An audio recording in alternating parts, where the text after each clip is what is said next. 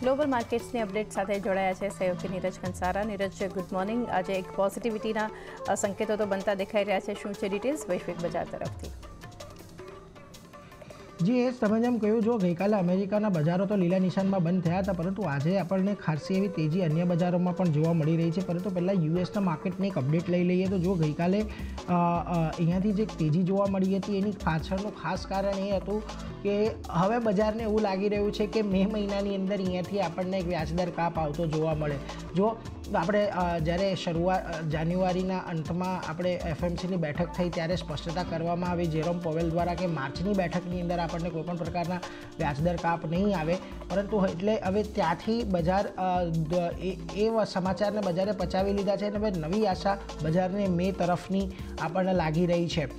ગઈકાલની વાત કરીએ તો MSCI વર્લ્ડ ઇન્ડેક્સ છે ત્યાં પણ આપણને લગભગ 0.5% ઉછાળો જોવા મળ્યો હતો। બીજી તરફ ગઈકાલે જ્યારે આપણે સવારે વાત કરી હતી ત્યારે પણ આપણે કહ્યું હતું કે ચીનની અંદર એક સ્ટિમ્યુલસ આપવામાં આવ્યું છે, એના માટે ત્યાં આગળ ગઈકાલે ચીનના બજારોમાં આપણને સારી એવી તેજી જોવા મળી હતી। ગઈકાલે પણ જો નાસ્ડેક ગોલ્ડ ડ્રેગન ઇન્ડેક્સ છે એમાં પણ 5%થી વધારેનો ઉછાળો આપણે ગઈકાલે ચાઇનાની અંદર આવતો જોવા મળ્યો અને જે CSI 300નો બેન્ચમાર્ક છે એમાં પણ કાલે 3.5%ની તેજી જોવા મળી હતી। એટલે ચીનના અહીંયાથી પોતાના અર્થતંત્રને રિવાઇવ કરવાના જે પ્રયાસો છે એ હવે અહીંયાથી ચાલુ થયા છે, જેને કારણે આપણને સારી એવી તેજી ત્યાં ઘડી એક જોવા મળી છે। બીજી તરફ ડોલર ઇન્ડેક્સ જોઈ લો, 104ની નીચે ડોલર ઇન્ડેક્સ આવી તો ગયો છે, પરંતુ હજી પણ ડોલર ઇન્ડેક્સ જે સ્તર પર છે એ સ્તર અત્યારે 3 મહિનાના સૌથી ઉપલા સ્તર અત્યારે બની રહ્યા છે। એટલે અહીંયાથી આ એક ચિંતા આપણને સતાવતી તો રહેવાની જ છે। પરંતુ બીજી તરફ યુએસના અર્થતંત્ર માટે જે ચિંતાનું કારણ બની રહ્યું છે એ છે ઓવરઓલ જે લોકો ડેટ લઈ રહ્યા છે એ અહીંયાથી ખાસું એવું વધી રહ્યું છે। રેકોર્ડ ઊંચાઈ પર હાઉસહોલ્ડ ડેટ છે એ અહીંયાથી પહોંચતું જોવા મળ્યું છે। લગભગ $17.5 ટ્રિલિયન ડેટ અત્યારે યુએસ હાઉસહોલ્ડની ઉપર માત્ર છે અને ક્રેડિટ કાર્ડનું જે બેલેન્સ છે એ પણ વધીને $1.13 બિલિયન આજુબાજુ ટ્રિલિયન ડોલર પર આપણને પહોંચતું જોવા મળ્યું છે।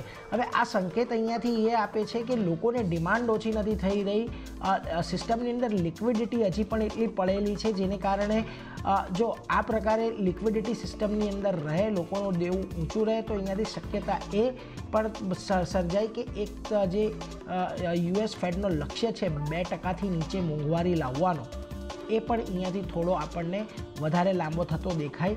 અને જેમ આપણે પહેલાં પણ ચર્ચા કરી, જેરોમ પોવેલ ઓલરેડી કહી ચૂક્યા છે કે ડેટાના આધારે તેઓ અહીંયાથી વ્યાજદર કાપનો નિર્ણય લેશે। ભલે બજાર મેની અપેક્ષા રાખી રહ્યું હોય, પરંતુ શક્યતા છે કે કદાચ મે બાદ જુલાઈની બેઠકની અંદર પણ આપણને એક વ્યાજદર કાપ આવતો જોવા મળે તો કોઈ નવાઈની વાત અહીંયાથી નથી।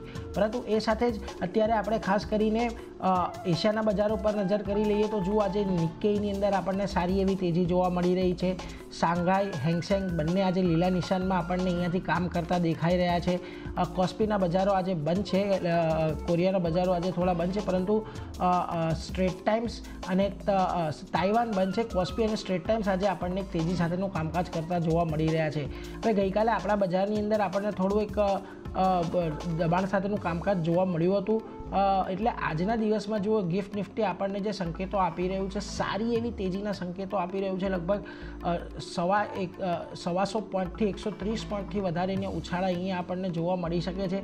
એટલે ફરી એકવાર શક્યતા છે અત્યારે તો ગિફ્ટ નિફ્ટીને જોતાં લાગે છે કે આપણે ફરી આજે એક વખત રેકોર્ડ ઊંચાઈ બનાવી શકીએ છીએ।